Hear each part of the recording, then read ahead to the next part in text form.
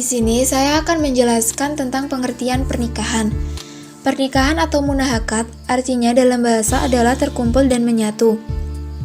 Menurut istilah lain juga dapat berarti akad nikah atau ijab qabul yang menghalalkan pergaulan antara laki-laki dan perempuan yang bukan muhrim, sehingga menimbulkan hak dan kewajiban di antara keduanya yang diucapkan oleh kata-kata. Sesuai peraturan yang diwajibkan oleh Islam, kata zawaj digunakan dalam Al-Quran. Artinya, adalah pasangan yang dalam penggunaannya pula juga dapat diartikan sebagai pernikahan. Allah Subhanahu wa Ta'ala menjadikan manusia itu saling berpasangan, menghalalkan pernikahan, dan mengharamkan zina. Selanjutnya, saya akan menjelaskan tentang hukum pernikahan. Hukum pernikahan ada 4. Yang pertama, pernikahan yang dihukumi sunnah. Yang kedua, pernikahan yang dihukumi wajib. Yang ketiga, pernikahan yang dihukumi makruh. Dan yang keempat, pernikahan yang dihukumi haram. Hukum pernikahan sendiri, yaitu menurut sebagian besar ulama, hukum asal menikah adalah mubah, yang artinya boleh dikerjakan dan boleh tidak. Apabila dikerjakan, tidak mendapatkan pahala, dan jika tidak dikerjakan, tidak mendapatkan dosa. Namun, menurut saya pribadi, karena Nabiullah Muhammad SAW melakukannya, itu dapat diartikan juga bahwa pernikahan itu sunnah berdasarkan perbuatan yang sudah dilakukan oleh beliau.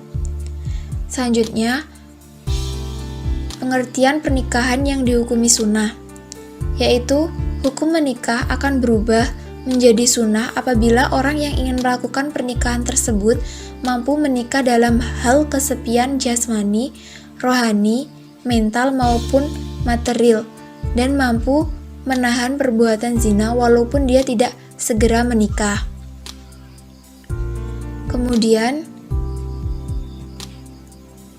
pernikahan yang dihukumi wajib.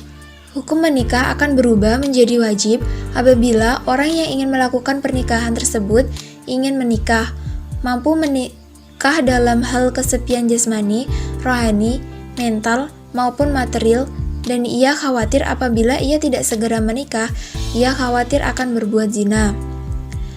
Yang ketiga, pernikahan yang dihukumi makruh. Hukum menikah akan berubah menjadi makruh apabila orang yang ingin melakukan pernikahan tersebut mampu dalam salah satu hal jasmani, rohani, mental, maupun material, dan menafkahi keluarganya kelak. Yang terakhir, pernikahan yang dihukumi haram. Hukum menikah akan berubah menjadi haram apabila orang yang ingin melakukan pernikahan tersebut bermaksud untuk menyakiti salah satu pihak dalam pernikahan tersebut, baik menyakiti jasmani, rohani, maupun menyakiti secara material. Saya akan menjelaskan tentang penyebab haramnya sebuah pernikahan. Dijelaskan dalam surat An-Nisa ayat 23 yang berbunyi, diharamkan kepada kamu menikahi ibumu, anakmu, saudaramu, dan saudara perempuan bagi saudara laki-laki, dan anak saudara perempuan bagi saudara perempuan. Yang pertama, ibu, nenek dari ibu maupun bapak, anak perempuan dan keturunannya, saudara perempuan segaris atau satu bapak satu ibu, anak perempuan kepada saudara laki-laki maupun perempuan, yaitu semua anak saudara perempuan. Saya akan menjelaskan tentang perempuan yang diharamkan menikah oleh laki-laki disebabkan oleh susuan ialah yang pertama ibu susuan, yang kedua nenek dari saudara ibu susuan, yang ketiga saudara perempuan susuan, yang keempat anak perempuan kepada saudara susuan laki-laki ataupun perempuan, yang kelima sepupu dari ibu susuan atau bapak susuan. Yang selanjutnya perempuan muhrim bagi laki-laki karena persemedaan ialah pertama ibu mertua, kedua ibu tiri, ketiga anak tiri, keempat menantu perempuan, kelima anak tiri perempuan dan keturunannya, keenam anak ipar perempuan dan keturunannya, ketujuh sepupu dari saudara istri, ke-8 anak saudara perempuan dari istri dari keturunannya. Pertunangan atau bertunang merupakan suatu ikatan janji pihak laki-laki dan perempuan untuk melangsungkan pernikahan mengikuti hari yang dipersetujui oleh kedua pihak. Peminangan juga merupakan awal proses pernikahan. Hukum peminangan adalah harus dan hendaknya bukan dari istri orang, bukan saudara sendiri, tidak dalam masa iddah, dan bukan tunangan orang. Pemberian seperti cincin kepada wanita semasa peminangan merupakan tanda ikatan pertunangan. Apabila terjadi ingkar janji yang disebabkan oleh sang laki-laki, pemberian tidak perlu dikembalikan, dan jika disebabkan oleh wanita, maka hendaknya dikembalikan. Namun, persetujuan hendaknya dibuat semasa peminangan dilakukan. Melihat calon suami dan calon istri adalah sunnah, karena tidak mau penyesalan terjadi setelah berumah tangga. Anggota yang diperbolehkan untuk dilihat bagi seorang wanita ialah wajah dan kedua tangannya saja. Hadis Rasulullah mengenai kebenaran untuk melihat tunangan dan meminang. Abu Hurairah radhiyallahu an berkata, sabda Rasulullah SAW kepada seorang laki-laki yang hendak menikah dengan seorang perempuan, apakah kamu telah melihatnya? Jawabnya tidak. Kata lelaki itu kepada Rasulullah, pergilah untuk melihatnya supaya pernikahan kamu terjamin kekekalan. Dari hadis riwayat Tirmizi dan Nasa'i. Dan selanjutnya ada hadis Rasulullah mengenai larangan meminang wanita yang telah bertunangan. Daripada Ibnu Umar radhiyallahu an bahwa Rasulullah SAW telah bersabda, kamu tidak boleh meminang tunangan saudara kamu, sehingga pada akhirnya dia membuat ketetapan untuk memutuskannya. Dari hadis riwayat Bukhari dan Muslim. Terima kasih atas kesempatannya. Selanjutnya saya akan menjelaskan tentang rukun nikah. Untuk melangsungkan akad nikah, maka terdapat rukun nikah. Sebagai syarat-syarat dalam akad nikah yang harus dipenuhi adanya wajib. Nah, rukun nikah sendiri ada 5, yaitu yang pertama, calon pengantin laki-laki. Adanya seorang pengantin pria ketika melaksanakan sebuah akad nikah tentunya merupakan salah satu hal yang wajib adanya. Bagaimana mungkin ketika melangsungkan sebuah pernikahan namun pengantin prianya tidak ada? Ketika memang ada sebuah pernikahan tanpa adanya pengantin pria ataupun pengantin pria tersebut diwakilkan, maka tidak akan berlaku ataupun tidak sah. Rukun yang kedua yaitu calon pengantin perempuan. Adanya pengantin pria, maka ada pula pengantin wanita. Sangat tidak mungkin terjadi jika pernikahan hanya ada seorang pengantin pria saja. Apabila ada pernikahan hanya dengan satu orang pengantin saja, maka hal tersebut tidaklah dibenarkan, karena memang sudah secara syariat Islam jika keberadaan antara pengantin pria dan pengantin wanita harus sama-sama ada. Yang ketiga ada wali nikah, khususnya untuk calon pengantin perempuan. Seorang wanita senantiasa memiliki seorang wali, yang mana wali ini memiliki hak sepenuhnya untuk menikahkan pengantin wanita. Seorang wali ini berasal dari keluarga inti dari keluarga bapak, bisa bapak kita sendiri, paman, ataupun kakek dari bapak kita. Walaupun memang tidak ada yang bisa menjadi wali, karena misalkan telah tiada, maka bisa diwakilkan oleh saudara laki-laki kita sendiri. Yang keempat ada 2 orang saksi pernikahan atau 2 orang laki-laki.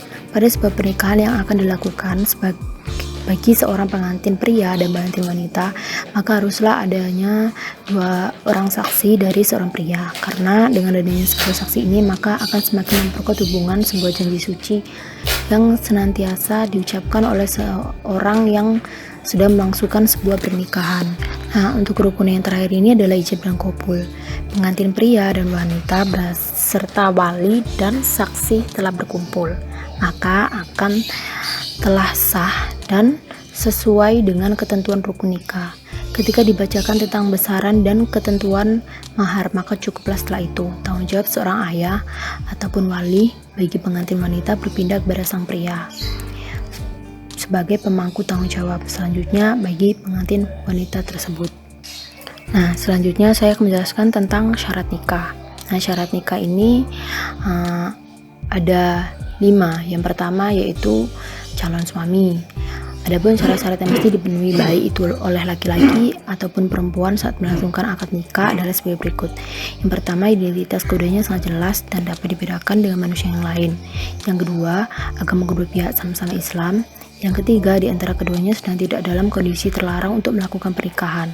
Yang keempat, pernikahan hanya diizinkan jika antara pria dan juga wanitanya telah dewasa.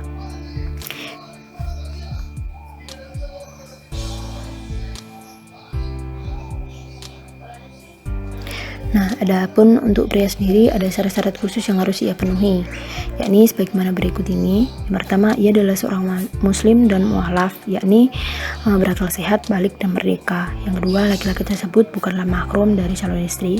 Yang ketiga, adil. Yang keempat, tidak menikah di dalam keadaan terpaksa. Yang kelima, orangnya jelas. Yang keenam, tidak sedang melakukan ibadah haji. Syarat nikah yang kedua ada calon istri. Mempelai wanita harus memenuhi beberapa syarat khusus sebelum melaksanakan pernikahan. Di antaranya adalah berikut. Yang satu, muslim yang sudah mu'alaf. Kedua, tidak sedang berhalangan syar'i atau ia tidak bersuami, tidak sedang ada dalam masa iddah, dan ia juga bukan mahram dari calon suami. Yang ketiga, tidak menikah di dalam keadaan terpaksa. Yang keempat, orangnya jelas dan dapat dibedakan. Yang kelima, tidak sedang melaksanakan ibadah haji. Syarat nikah yang ketiga yaitu sikhat atau ijab dan qabul. Sikhat atau yang biasa dikenal dengan istilah ijab qabul. Ijab merupakan suatu persyaratan wali di dalam menyerahkan mempelai wanita kepada sang mempelai prianya. Sementara qabul merupakan pernyataan dari mempelai pria di dalam menerima suatu ijab sebagai bukti bahwa kedua belah pihak sudah rela.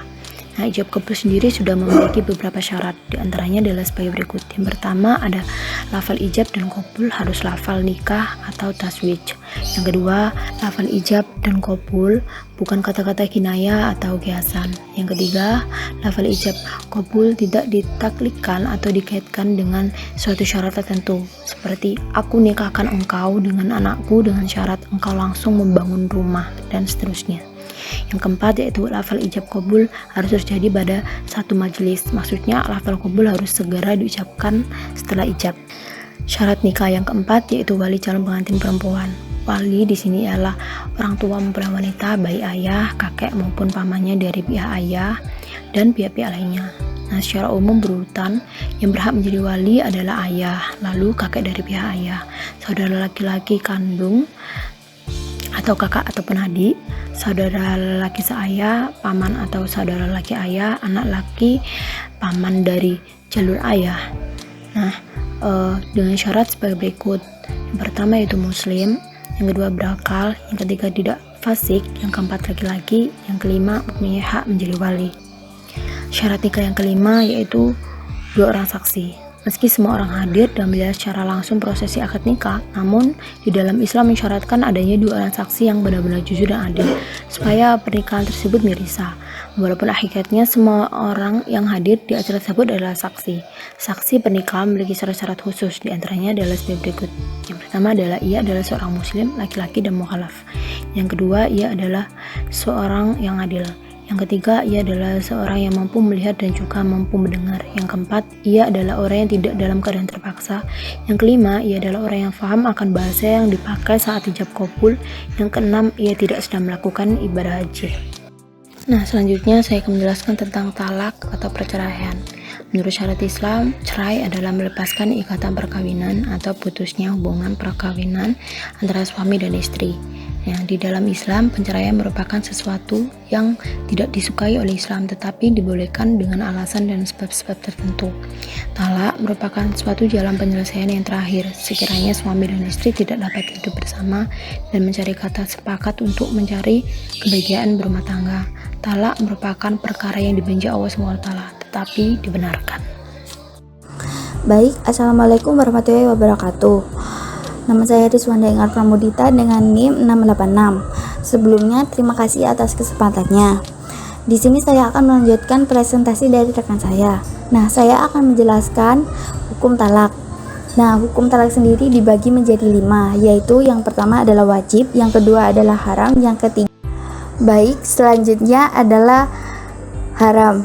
Nah, dalam haram sendiri tersebut ada beberapa hal, yaitu yang pertama, menceraikan istri ketika haid atau nifas, dan yang kedua ketika keadaan suci yang telah disetubui, dan yang ketiga yaitu ketika suami sedang sakit yang bertujuan menghalang istrinya daripada menuntut harta pusakanya, dan yang keempat. Assalamualaikum warahmatullahi wabarakatuh. Di sini saya akan melanjutkan presentasi dari rekan saya. Nah, selanjutnya yaitu ada rukun talak. Nah, rukun talak sendiri untuk suami syaratnya yaitu yang pertama harus berakal. yang kedua harus sudah balik, dan yang ketiga dengan kerelaan dirinya sendiri. Untuk istri, yang pertama syaratnya yaitu akad nikah sah. Yang kedua, belum diceraikan dengan talak 3 oleh suaminya. Nah, untuk lafaznya sendiri yaitu ucapan yang jelas menyatakan perceraiannya dengan sengaja dan bukan paksaan. Rujuk menurut bahasa bisa didefinisikan sebagai kembali. Manakala menurut syarat ia membawa maksud suami kembali semula kepada istrinya yang diceraikan dengan ikatan pernikahan asal atau dalam masa iddah dengan lafaz rujuk. Assalamualaikum warahmatullahi wabarakatuh. Terima kasih atas kesempatannya. Di sini saya akan menjelaskan tentang hukum rujuk. Hukum rujuk dibagi menjadi 4. Yang pertama ada wajib. Wajib bagi suami yang menceraikan istrinya yang belum menyempurnakan gilirannya dari istri-istri yang lain. Yang kedua ada haram. Adalah suami merujuk istrinya dengan tujuan untuk menyakiti atau memudaratkan istrinya tersebut. Jadi ini tidak boleh dilakukan. Yang ketiga ada makruh. Apabila perceraian lebih baik antara suami dan istri. Yang keempat ada harus. Sekiranya rujuk boleh membawa kebaikan bersama, itu boleh melakukan rujuk. Lalu ada rukun rujuk. Rukun rujuk bagi suami harus berakal, balik, dan dengan kerelaannya sendiri. Lalu bagi istri yang telah disetubui berkeadaan talak raj'i, bukan dengan talak 3, bukan cerai secara khulu, dan masih dalam masa iddah. Lalu ada lafaz. Jadi mengucapkan yang jelas dengan menyatakan rujuk. Lalu tiada disyaratkan dengan khiyar atau pilihan. Lalu disegerakan tanpa dikaitkan dengan taklik atau bersyarat.